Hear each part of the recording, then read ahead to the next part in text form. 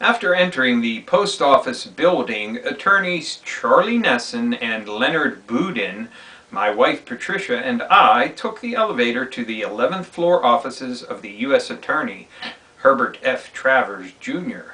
Apparently, I wasn't even under arrest yet. They were going along with the script that I was surrendering to the U.S. Attorney, right on the schedule my lawyers had promised. We had arrived at the square at almost exactly 10 o'clock. I introduced myself to Travers and said that I was appearing in response to the arrest warrant. FBI agents in the office placed me under arrest and took me to the U.S. Marshal's office for photographs and fingerprinting. Patricia and my lawyer went off to the courtroom where I would be appearing for arraignment. It was the first time I'd ever been arrested. The next time for an action of civil disobedience was 5 years later at the Pentagon. Since then, I've gone through this process between 60 and 70 times. That's from Daniel Ellsberg in an article entitled Spear, What Albert Speer Can Teach Government Officials About Accepting Responsibility. And that's in Abuse Your Illusions, the Disinformation Guide to Media Mirages and Establishment Lies. One more video for the day. Excuse me for my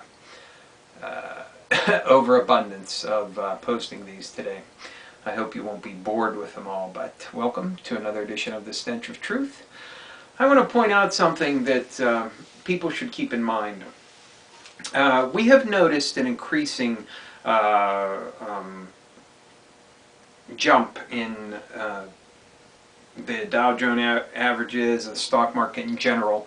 Okay, and we've been increasing generally over the last year, and supposedly July had a total of an 8% increase, which was the biggest in, like, I don't know, what was it, many years anyway.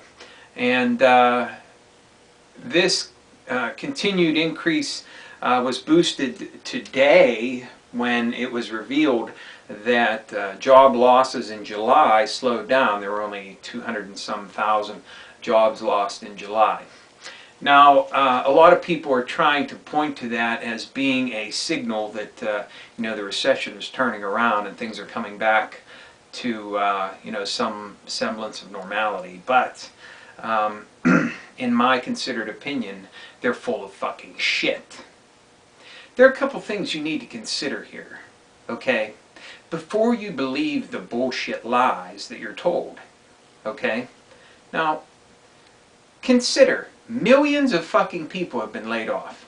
And we're going to continue to see hundreds of thousands of people laid off each month, I guarantee you. It may decline, but ask yourself this: where are these people going to work? All of the fucking jobs that they lost are gone. It's not like they're laid off or they're on strike. The jobs do not fucking exist. There's nothing left in this fucking country to support a giant job base, a giant employment base. So, I ask you this: what's going to happen when the millions of people who are on unemployment benefits and who cannot get a job because there are no fucking jobs to get run out of benefits? What's going to happen then? And remember, even if the job losses slow down, even if they go to zero, there are no jobs for all of the millions that are out of work. Because this entire country has been fucking gutted. Gutted! There's nowhere for these people to go. Nowhere. So, if you are inclined to believe that the recession is turning around based on these recent reports, I hate to be the bearer of bad news, but we still got a hell of a lot of trouble down the road. Because when all these people run out of unemployment benefits and there are still no jobs for them, what's going to happen to them? Millions of people with no means of support whatsoever. No money coming into their homes. Imagine the effect that's going to have on the economy. And do you think that there's going to be a sudden increase in new businesses and hundreds of thousands and millions of new fucking jobs in this country? You better think twice about that, because it ain't gonna fucking happen.